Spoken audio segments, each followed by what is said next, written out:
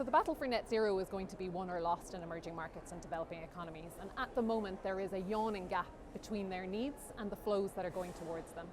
Public finance simply can't do it alone. We do need to see private finance scale. So emerging markets and developing economies are highly relevant for institutional investors. They are critical to the transition as a whole. They'll determine whether we are successful or not in reaching global net zero and climate resilience. They have the potential to leapfrog emissions-intensive pathways with the right financial support, but we do need to scale and target that financial support. They're highly relevant to our investor community. We need to address systemic risk. If we fail to realise the transition there, systemic risk will scale. So this paper, Who Invests and How, is trying to really break down some of the barriers that we've seen in dialogue between policymakers and institutional investors, and indeed multilateral development banks, where we sometimes feel that they're not speaking the same language and understanding each other's perspectives, roles, and the different mandates that we all operate under.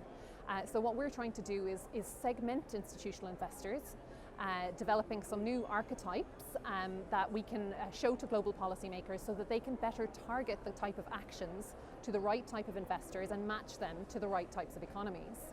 So we've segmented the institutional investors into 5 generic categories or archetypes. The first is domestically focused, so they're really important.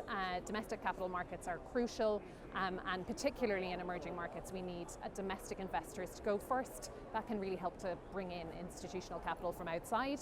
Then we have commercially focused investors, state-backed, large-scale investors, retail-focused investors. They can often face larger regulatory constraints. And then finally, nimble and entrepreneurial investors, often with an impact focus, and they can often move around barriers and show pathways forwards to others. We spoke to a range of investors in developing these archetypes and the paper to try and extract insights. These were through interviews and also through a series of roundtables, just to understand how they allocate and what barriers they can move around and what are really insurmountable for them, so we could propose solutions. We found for the most part that investors are still concentrated in large, stable emerging markets, and it's very difficult for many of them to allocate to frontier markets within their mandate.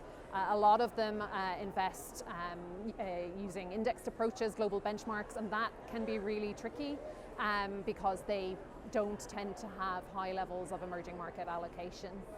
For the most part, investments in asset class-wise are concentrated in mature technologies and the energy transition as a whole. So we do see innovation happening in nature and other areas, but an adaptation. But for the most part, we know where investors are allocating, and it's to commercial energy transition investments. So there's some of the kind of core findings, and that can better help target where concessional capital should go, where blended finance can help, and where commercial investors can go to. So as a result of the insights in the report, we've proposed 5 action areas or solutions that can help policymakers better target institutional investors. The first of those is better matching institutional investors to EMD capital needs and economies, putting the right investor with the right type of investment in the right place.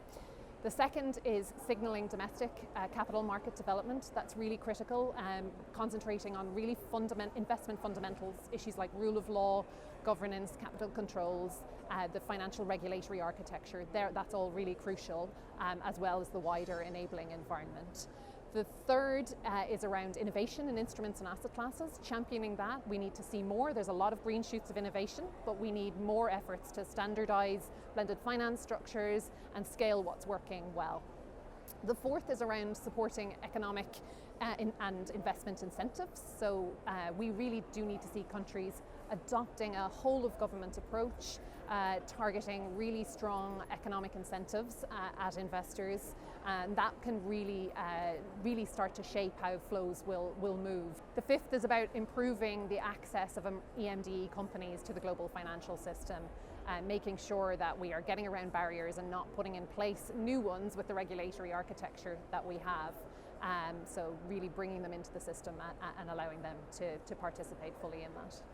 So if policymakers are going to take one thing away from this paper, it's the importance of not treating institutional investors as one size fits all. There is a diversity of institutional investors, just as there is a diversity of countries and economies and financial systems. And we need to get much better and more granular and use the information that we have to target action and solutions.